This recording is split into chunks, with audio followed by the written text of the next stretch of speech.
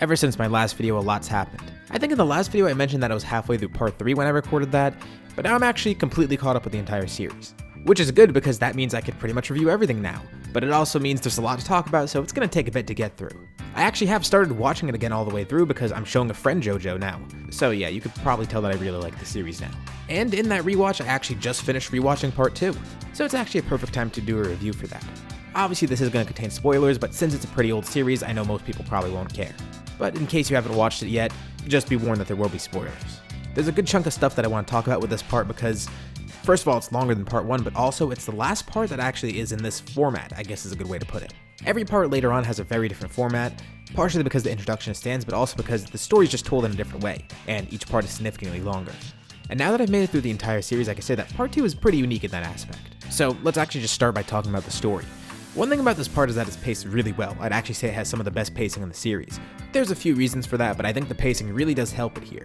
It's definitely a lot more off the rails than part 1 was. And I personally really liked part 1, but I can also see why some people might not be as interested in it as the other parts. But this one is a little bit different because it's not as crazy as the other ones where they introduce stands and all, but it still has a lot of crazy stuff. Conceptually, the entire story is also pretty great too. It's a proper continuation of part 1, tying into Hamon, Dio, Jonathan, everything else we saw in the last part. It's a story about fate and trying to break fate, which is a theme I really like, especially because of how prevalent it is in the series later on. It doesn't just end here, fate is a big theme that comes up later on and is actually an entire force within the series. So this is a cool introduction of it. I think the setting of the story is pretty unique too. There's so many different good locations that it takes place in, and it's in a pre-World War II era with travel around the globe, which makes it feel way more open than the first part.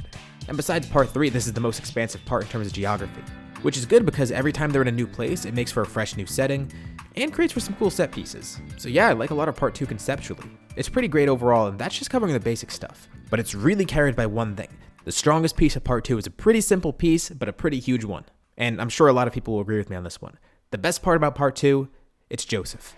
Of course, he's the MC and everything's going to revolve around him. But I think there's something to be said about Joseph specifically that makes him really charming as a main character. He's an incredibly charming character.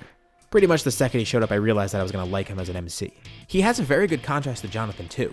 Physically, they look pretty much the same. They're both giant guys with pretty much the same faces, and of course the same birthmark. Everyone even comments on how they look the exact same, even if they do have their own subtle differences, especially that hairstyle. But in every other way, Joseph is completely different from Jonathan.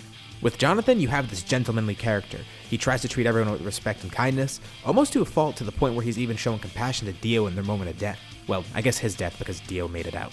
But that's for the next part. Jonathan is a gentle giant, but he fights for what's right, fighting when he absolutely needs to. It's like Dio says multiple times, when you push him down, he just gets back up even stronger than before. And by the way, on my rewatch, I also did watch part 1 again. I am rewatching the entire series. And I guess it's too late for another part 1 review, but I will say, watching part 1 again really made me appreciate Jonathan a lot more. But it also helps me compare him to Joseph a lot. And that's where that contrast comes in. With Joseph, he's some hot-headed guy who always picks fights, and he can't really control his temper. The only person he listens to is his grandmother, and really his only family is her and Speedwagon, with Smokey at some point coming into the mix. You could tell he's good-hearted though, despite being abrasive and almost delinquent in a way. It's pretty clear during both the times that he defends Smokey that he does have good intentions even if he is hot-headed. You see this in his first encounter with Smokey, and then even in the restaurant with him defending him in Arena. He stands up for those around him even if it does cause some issues, like for example when he protected Speedwagon on that plane, leading to his first of many plane crashes. And while we don't see much of Smokey or Arena, I think the chemistry between them and Joseph is actually pretty amazing here. And I do kind of wish we saw more of it. Arena is the only authority in Joseph's eyes, and Smokey is almost a younger brother to Joseph in a way. Completely putting his trust into Joseph, but also realizing that he's borderline crazy with the things that he pulls. Kind of being the voice of reason in JoJo's crazy situations. That sounds like a bootleg alternate title to the show. Joseph also does show good character growth too, mainly thanks to his interactions with other characters. That hot-headed nature of his cools down and he learns to work alongside others instead of just doing things his own way, thanks to his bonds with characters like Speedwagon, Caesar, and Lisa. He also does end up showing more respect to everyone around him, even Wamuu, who is an enemy that killed his friend. Both from his enemies and his allies, he learns things, not just learning to become a better warrior, but becoming an improved person overall. And that's one of the best parts about him, his interactions with everyone else. And another great part is how he fights. Yeah, I get that a lot of his tactics are ass pulls, which includes the literal ass pull where he takes a Tommy gun out of his ass. But the way he does everything is just so funny or charming that it's amazing. Like, yeah, he does ass pull all the time, even in the final battle, but he does it in such a good way that it's enjoyable and it's easy to accept. That's how charming he is. He makes ass pulls likable, which is honestly a really hard task for a lot of characters. Like if any other main character just had ass pulls all the time, People would understandably hate it, but it seems like everyone loves when Joseph does this, including me, which I think is a testament to how great his character is. And I think it's also worth mentioning, I think he's my favorite JoJo, although it's kind of contested with Johnny. Part 4 Josuke is also a close second. And like, it's really close between him and Johnny, but they're pretty much equal in my eyes as my favorite JoJos. But I think my biggest issue with the part is also Joseph related.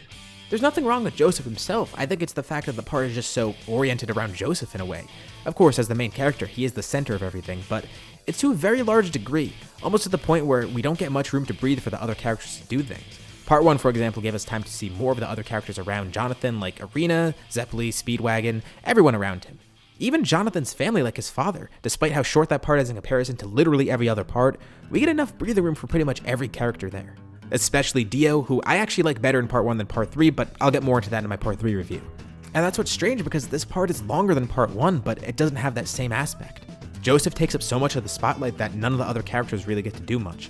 Like a small example is Smokey. He comes in and he doesn't really do much until he randomly shows up at the end again, but I wish we got to see more of him because like I said, I like his chemistry with Joseph. But in the grand scheme of things, he's not really that important, so I can kind of let it slide. Like, I kind of get why he doesn't show up as much. And Stroheim I actually think is handled very well too. Despite who he is, I think his personality and bizarreness is portrayed really well here. And as one of the Joe Bros in this part, he gets to shine a ton. My big gripes actually lie with Caesar and Lisa Lisa. Of course, I like these characters a lot, but I don't feel like we got nearly enough of them. Like, let's look at Caesar for example. We see the pillar climb and then his fight against Wamu, but then he dies. That's really it. I think his bond with Joseph is built up very well because there's more than enough scenes with that. But it's really just that. A lot of his existence is just focused around Joseph. Let's use another part as an example. Bruno in part 5. He basically fulfills that role as the main Joe Bro, like that secondary protagonist type, and he gets so much more on-screen time to develop himself and for the viewer to get to know him. He and the rest of his crew are actually a great way to handle the side characters. They all get a really good amount of spotlight. Actually, Bruno probably gets more than Giorno at some points. But basically what I'm saying is that we didn't really get enough of everybody. Caesar, for example, is built up to be this great rival to Joseph, and a great Hamon user with amazing techniques, but we don't really get to see too much of it. But I think his interactions with Joseph were written very well though, so thankfully, his death doesn't fall flat, and it's surprisingly heartfelt despite my gripes with him. And actually one of my favorite scenes in the series still. I'm jumping ahead a little, but I guess another good comparison is his namesake, Gyro Zeppeli. He felt equally important to Johnny, and while he was more of a teacher to Johnny than a rival like Caesar was, the reason I'm noting him is I guess the fact that, well, the duo of Johnny and Gyro is basically a better version of what Joseph and Caesar are, and I guess that's a good example of what I wanted to see here with him. And this applies to Lisa Lisa, but for a little bit of a different reason. Apparently she was supposed to have a larger role, but it didn't appeal to the demographic, and that makes me wonder how she would have been handled if the story were made today, especially considering we're at a point where JoJo actually had a female main character already. I feel like that held back a lot of her potential, and it ultimately led to her being a damsel in distress at points despite her position as some great teacher. Also, somewhat related to this, but kind of a smaller side note, I don't like the fact that Joseph found out about her identity off screen. I feel like it could have made for a great scene for Joseph to learn who she is, especially since the reveal of her identity was built up a lot throughout the story and then we just see nothing about it. And while I have an issue with those two, Speedwagon, I don't have an issue with at all.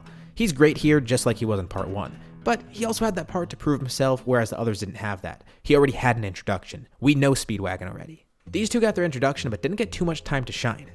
This also kind of applies to the Pillarmen too. So much of what I loved about part 1 was how it was carried by the relationship between Jonathan and Dio. Those two played off of each other so well. And I honestly feel like part 2 is kind of missing that. We kind of see it between Joseph and Wamu having that mutual respect for each other as warriors, but that's really it. Santana was basically just a brick wall to overcome. AC/DC did have a little bit of a personality, but we didn't see much of it until his fight with Joseph. And then there's Cars. I like Cars as a villain, and conceptually he's awesome, but he also needed a little bit more focus because I feel like we didn't learn anything about him until the very end of the story. It's pretty much all shoved in at once. And even then, you can't really build up a connection to him. I don't feel as connected to him as a villain. He feels kind of detached from Joseph in a way, which isn't necessarily a bad thing, but he seems detached from everything else too. Conceptually, yeah, he's great, and his final encounter with Joseph is one of my favorite battles in the series due to the sheer ridiculousness of it. So while Joseph is my favorite part of the story, I also feel like he contributes to one of the biggest issues with the story. Just like part 1 though, I feel it's important to watch this one and not skip it. I wish it were more connected to parts later on, because it feels kind of detached from the other parts too, although it is very tightly connected to part 1 at least. But just like the story itself, the connection between this part and the other parts is really just one thing, Joseph. It's a very solid continuation of Phantom Blood, but kind of detached from the latter parts too. I do love this part though, and while I did have gripes that I went over, that is because I just want to be a little bit more critical than saying, oh yeah, I like this part. It has the right mix of serious moments and funny jokes. It has good pacing. The plot's not perfect, but it's very enjoyable. It has possibly my favorite JoJo. And while the story being completely about him takes the spotlight away from everyone else, it makes you love Joseph. Despite it working against the rest of the cast, Joseph is very easy to love and get attached to. Overall, it's a very solid piece in the series, and while it does have some issues with the cast, it's really enjoyable in pretty much every other aspect. But let me know what you think below. Thank you all for watching, and I'll see you on my next review, which will be for part 3, which should be pretty dense.